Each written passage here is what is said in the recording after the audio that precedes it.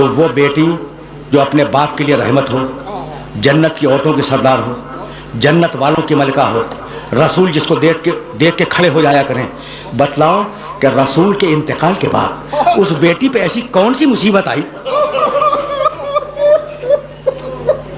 قبر مطہر رسول پہ آئی، دونوں ہاتھ رسول کی قبر مطہر کے سرانے رکھے اور کہا السلام علیک یا بتا، بابا آپ پر میرا سلام ہو، اور یہ کہہ کے وہ شعر پڑھا صبت علیہ مصائب لو انہا، صبت علیہ مصائب لو انہا صبت علی الایام سرنا لیالیا، بابا مجھ پر وہ مصیبتیں پڑی کہ اگر روشن دنوں پہ پڑتی تو وہ تاریک رات میں بدل جاتے۔ اجرکم اللہ، یہ جملہ کہا، آرام سے سن لو، کچھ جملے سن لو۔ یہ جملہ کہا، بی بی اپنے حجرے میں آئی، شکایت کر کے باپ سے اپنے حجرے میں آئی، اور اب بیوی نے اپنے باپ پر گریہ شروع کیا۔ صبح ہے، بی بی اپنے باپ پہ رو رہی ہے، دوپہر ہے گریہ کر رہی ہے، شام ہے گریہ کر رہی ہے۔ ایک دن بی بی اپنے مسند سے ٹیک لگائے ہوئے لیٹی تھی، اتنے میں علی آئے، بنت رسول آپ پر میرا سلام ہو۔ اور بنت رسول سننا بھائی، مدینے والوں نے آپ کو سلام کہا ہے اور کہا ہے کہ آپ اپنے رونے کے لیے کوئی وقت معین کر لیں، اس لیے کہ آپ کے رونے سے ہمارے کاروبار دنیاوی میں خلل پڑتا ہے۔ فتنفست السعداء، شہزادی نے ایک ٹھنڈی سانس لی اور کہا ابو الحسن مدینے والوں سے کہہ دیں کہ ان کے رسول کی بیٹی انہیں زیادہ دن پریشان نہیں کرے گی۔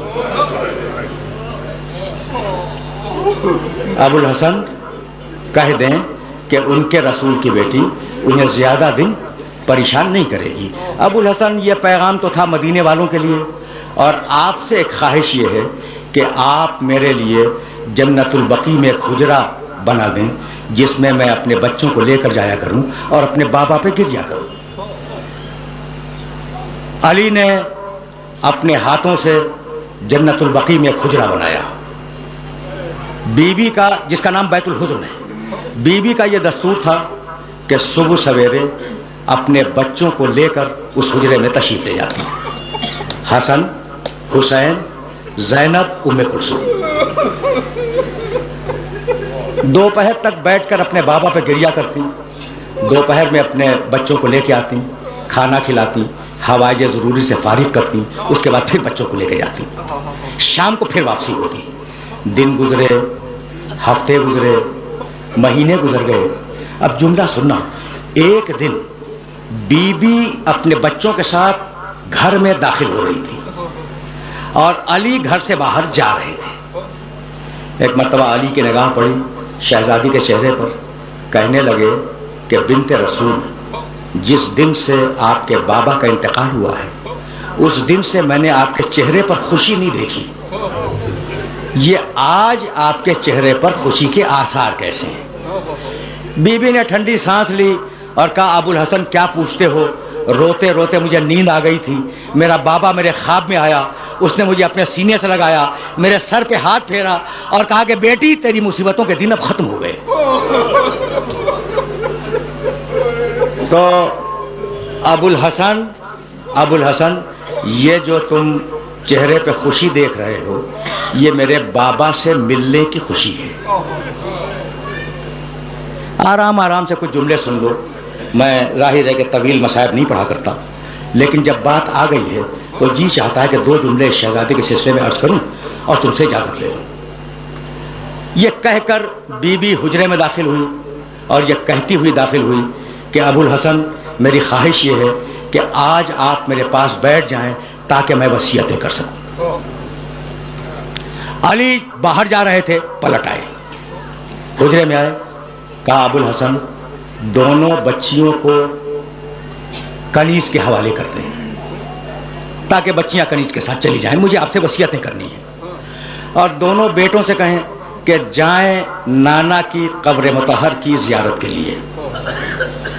بچیاں گئیں کنیز کے پاس، حسن و حسین گئے نانا کی قبر کی زیارت کے لیے۔ शहजादी ने कहा अबुल हसन दरवाजे को बंद कर दे। अली ने दरवाजा बंद किया, आकर शहजादी के पास बैठ गए। कहा बिन्त रसूल अपनी वसीयतें बयान करें। कहा अबुल हसन मेरी पहली वसीयत तो ये है कि अगर मेरी खिदमत में कोई तकसीर हो गई हो, अबुल हसन अगर मेरी खिदमत में कोई तकसीर हो गई हो तो आप क़यामत के दिन कोई मुआखज़ा न कीजिएगा, यही मुआफ़ कर दें। कहा नहीं बीबी, तुमसे आज तक कोई तकसीर नहीं हुई। कहा अबुल हसन मेरी दूसरी वसीयत यह है कि मेरे मरने के बाद मेरे छोटे छोटे बच्चे यतीम होंगे, अगर उनसे कोई लग़्ज़िश हो जाए तो उनसे डांट के बात न कीजिएगा। अली कांपने लगे। कहा बिन्त रसूल तुम्हारे बच्चे साहिबाने तथहीर हैं, उनसे किसी गलती का इम्कान नहीं है। कहा अबुल हसन मेरी तीसरी वसीयत यह है कि मेरा जनाजा रात की तारीकी में उठाया जाए और मेरे दुश्मनों को मेरे जनाजे में शिरकत की इजाज़त न दी जाए। और अबुल हसन मेरी चौथी और आखिरी वसीयत यह है कि मेरे दफन करने के बाद मुझे भूल न जाना, कभी कभी मेरी कब्र पर सलाम के लिए आते रहना। अजरकुम अल्लाह। सदाएं बुलंद हो गई और अब जाहिर है कि मैं तकरीर को अपने मरहले पे ले आया। अब इससे ज़्यादा ज़हमत समाअत नहीं दूंगा। अली ने वसीयतें कबूल की। एक मरतबा अली ने रो के कहा कि बिन्त रसूल तुम्हारी वसीयतें तो मैंने कबूल की, लेकिन अब मेरी भी कुछ वसीयतें हैं, उन्हें कबूल करो। पहली वसीयत तो ये है कि मैं जब तुम्हें ब्याह के लाया तो मैं मुफलिस था, तुम्हारी खिदमत का हक अदा न कर सका, तो अपने बाबा से मेरी शिकायत न करना। मेरी दूसरी वसीयत ये कि अपने बाबा को मेरा सलाम पहुंचा देना और उन्हें बता देना कि उनकी उम्मत ने मेरे साथ क्या किया। और मेरी तीसरी और आखिरी वसीयत ये कि मैं मरने के बाद भी सलाम के लिए आता रहूंगा, लेकिन शर्त ये कि जब भी सलाम करूं अपने कानों से जवाब सलाम सुनूं। बीबी ने वसीयतें कबूल की। अली व फातिमा, रावी बयान करता है, अली व फातिमा बैठे हुए गिरिया कर रहे थे कि इतने में जोर जोर से दरवाजा पीटने की आवाज आई। बस आखिरी जुमला सुनना और मुझे इजाजत देना। शहजादी ने कहा अबुल हसन देखें कि ये दरवाजे पे कौन आ गया। अली ने पुकार के पूछा दरवाजे के बाहर कौन है। एक मरतबा रोते हुए बच्चों ने आवाज दी कि बाबा हम आए हैं। एक मरतबा अली करीब गए, दरवाजा खोला, देखा कि हसन हुसैन दरवाजे पे खड़े हैं और रो रहे हैं। कहा बेटो मैंने तो तुम्हें नाना की कब्र की जियारत के लिए भेजा था, ये तुम इतनी जल्दी कैसे आ गए।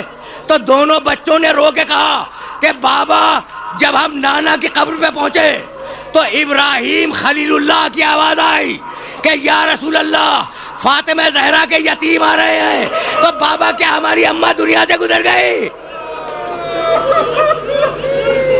अजरकुम अल्लाह, अजरकुम अल्लाह।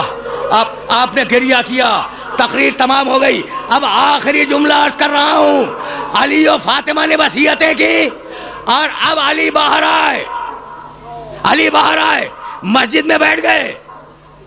शहजादी ने कनीज से कहा यह मेरी तकरीर का आखिरी जुमला है। तुमने गिरिया किया, मजलिस तमाम हो गई। और तुम जानते हो कि मैं तवील मसाइब नहीं पढ़ा करता, आज मैंने बहुत बहुत मसाइब पढ़ दिए, फकत आखिरी जुमला सुनो और मुझे इजाजत दे दो। अली मस्जिद में आके बैठ गए। बीबी ने कनीज से कहा कि मैं अब हुजरे को बंद कर रही हूं, जब तक जिक्र इलाही की आवाज आती रहे उस वक्त तक समझना कि मैं जिंदा हूं, और जब जिक्र इलाही की आवाज बंद हो जाए तो जाकर अली को इत्तला दे देना। कनीज दरवाजे के बाहर बैठ गई। एक मर्तबा जिक्र इलाही की आवाज बंद हुई, कनीज दौड़ती हुई मस्जिद में आई। हिम्मत नहीं है कि अली से कुछ कह सके। एक मर्तबा कनीज ने सर से चादर खींची और अली के कदमों पे डाल दी और कहा मौला इन्ना लिल्लाह व इन्ना इलैहि राजिऊन, इन्ना लिल्लाह व इन्ना इलैहि राजिऊन। फकत दो जुमले, फकत दो जुमले। अजरकुम अल्लाह, अजरकुम अल्लाह। तुमने गिरिया किया, मजलिस अपने आखिरी मरहले में दाखिल हो गई। अली आए, गुस्ल दिया, कफन पहनाया, जनाजा तैयार किया। यह है मेरी तकरीर का आखिरी जुमला।